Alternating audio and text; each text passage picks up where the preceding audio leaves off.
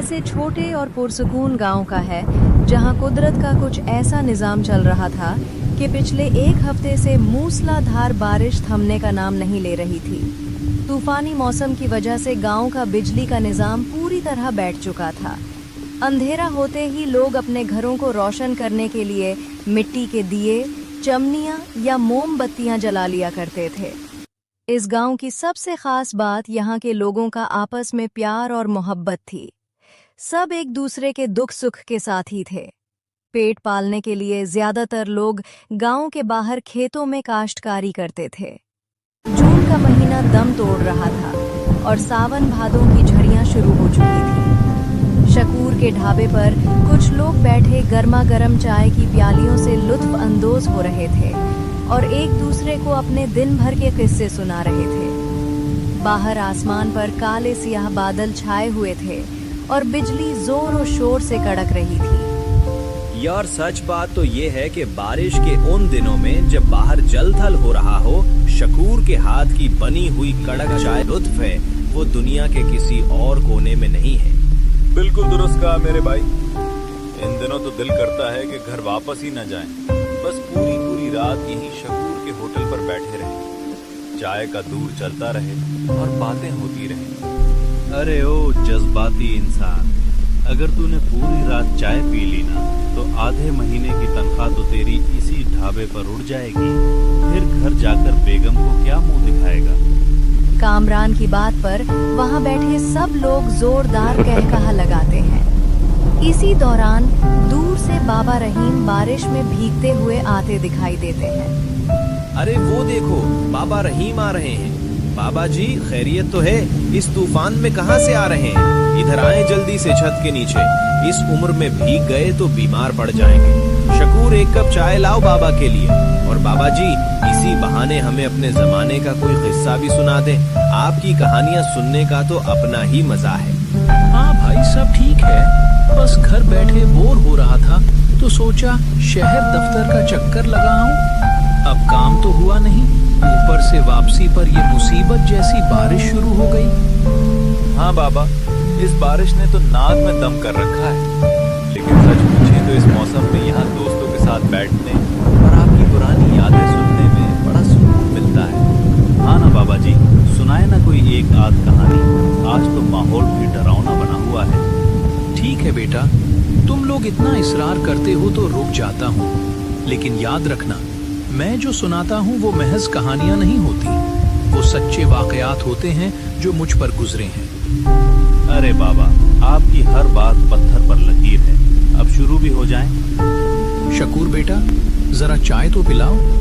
तो सुनो, ये वाकया उस वक्त का है जब मैं जवान था। मेरी उम्र कोई 30 बरस के लगभग होगी। मौसम बिल्कुल आज जैसा ही था।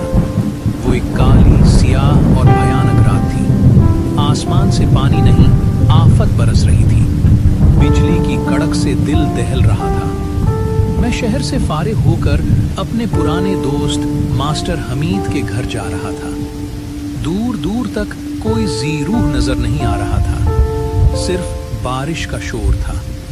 मैं बस सर झुकाए तेज तेज कदम उठा रहा था कि अचानक मुझे धुंध में एक साया नजर आया। मैं उसके करीब गया तो एक आदमी खड़ा था।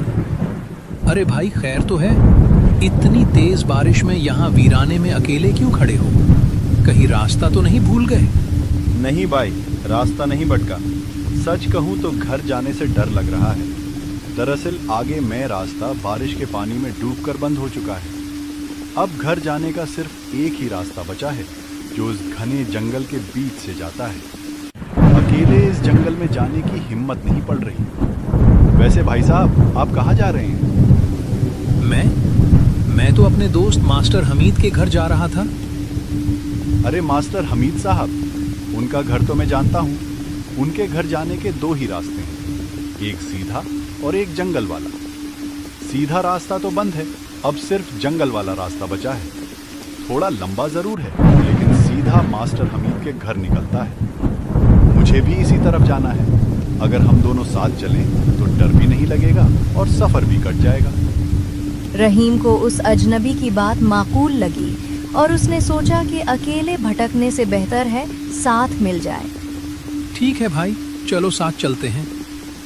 हम दोनों ने जंगल की राह ली।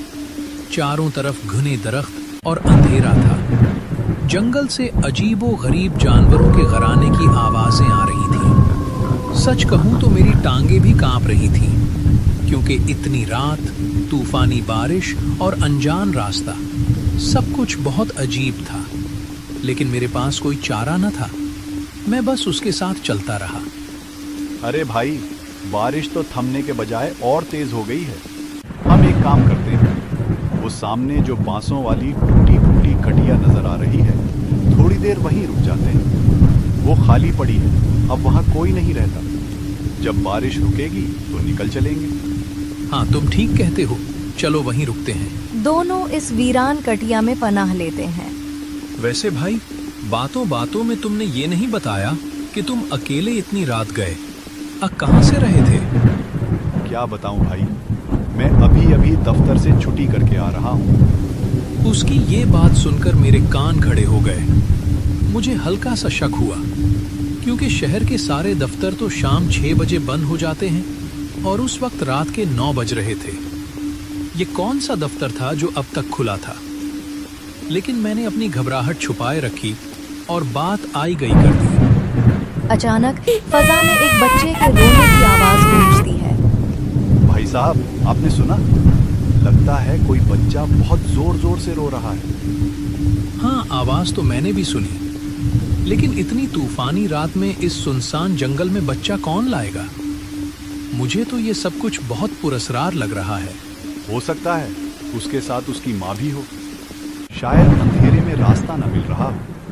हमें इंसानियत के नाते जाकर देखना चाहिए। हाँ, शायद तुम ठीक कह रहे हो।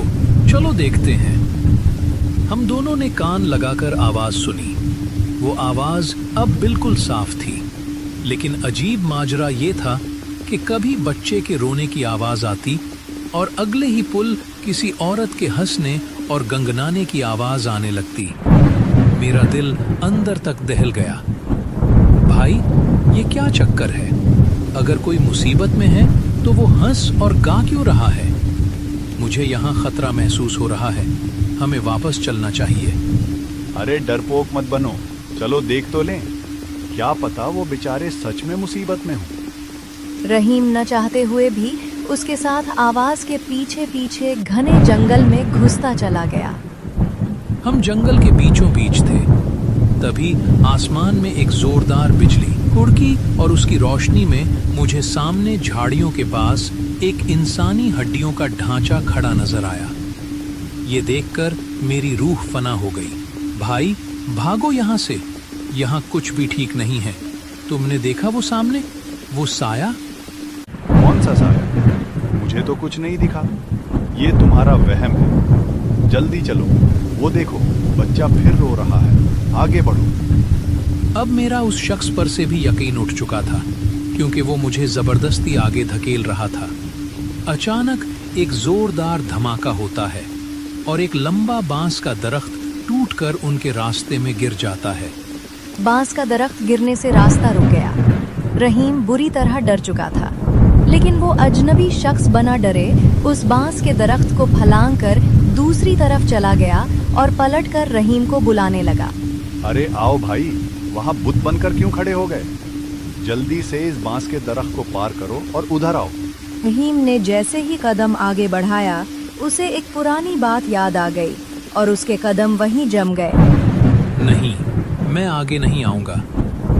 अरे आते क्यों नहीं? क्यों रुक गए? वहाँ लोग मर रहे हैं और तुम डर रहे हो। जल्दी आ। इसकी आवाज बदल चुकी थी। मैंने भागने की कोशिश की, लेकिन टांगें साथ नहीं दे रही थीं। तभी दोबारा बिजली कुड़की और मैंने देखा कि वो शख्स अब अपने असली और खौफनाक रूप में आ चुका था। आ क्यों नहीं जाते? पार करो उसे। तुम्हें यकीन नहीं आएगा, लेकिन वो मंजर मैं कभी नहीं भूल सकता। मैंने अल्लाह का नाम लिया और वहां से उल्टे पांव सरपट भागा। मैं अंधाधुंध भागता रहा, गिरता पड़ता, जब तक कि जंगल खत्म न हो गया। थोड़ी दूर जाकर मुझे मेरे दोस्त मास्टर हमीद की आवाज आई। अरे रहीम, कहाँ रह गए थे तुम? मैं कब से परेशान हूँ, तुम्हें ढूंढने ही निकल रहा था। हमीद भाई, पहले घर चलो, मैं तुम्हें बाद में सब बताता हूँ। मेरी जान निकल गई है। घर पहुंचकर जब सांस बहाल हुई तो रहीम ने सारा माजरा मास्टर हमीद को सुनाया। मास्टर हमीद ये सुनकर कांप उठा। रहीम, तुम बहुत खुशकिस्मत हो कि जिंदा बच गए। तुम जिस रास्ते से आए हो वहाँ अक्सर लोग गायब हो जाते हैं। तुम्हें पता है, जिस कटिया में वो शख्स तुम्हें ले गया था, वहाँ सालों पहले एक आदमी अपने 2 बच्चों के साथ रहता था। वो मकरूज था। एक रात कर्ज देने वालों ने उसकी कटिया को आग लगा दी। वो आदमी बाहर था, मगर उसके दोनों बच्चे अंदर जलकर राख हो गए। ये सदमा उससे बर्दाश्त न हुआ और उसने वहीं खुदकुशी कर ली। तब से उसकी रूह वहीं भटकती है और लोगों को बच्चों के रोने की आवाज से फंसाती है। उसके बाद मैंने तौबा कर ली। सुबह होते ही मैं अपने घर भागा और फिर कभी उस रास्ते का रुख नहीं किया। पर बाबा रहीम, एक बात तो बताएं, जब वो बांस का दरख्त रास्ते में गिरा था तो आपको ऐसी कौन सी बात याद आ गई थी जिसकी वजह से आप रुक गए? अरे कामरान बेटा, क्या तुम्हें मालूम नहीं? हमारे बड़े बुजुर्ग हमेशा कहते थे कि अगर रात के वक्त सफर करते हुए अचानक कोई बांस का दरख्त टूटकर तुम्हारे रास्ते में गिर जाए और रास्ता रोक ले, तो खबरदार, उसे पार करने की गलती कभी मत करना। वो अक्सर दूसरी दुनिया का जाल होता है। बस बुजुर्गों की इसी नसीहत ने उस रात मेरी जान बचा ली। बाबा रहीम की कहानी खत्म हुई तो वहां बैठे हर शख्स के रोंगटे खड़े हो चुके थे। बाहर बारिश अभी भी बरस रही थी और बांसों के जंगल से हवा के गुजरने की साई साई सबको खौफजदा कर रही थी।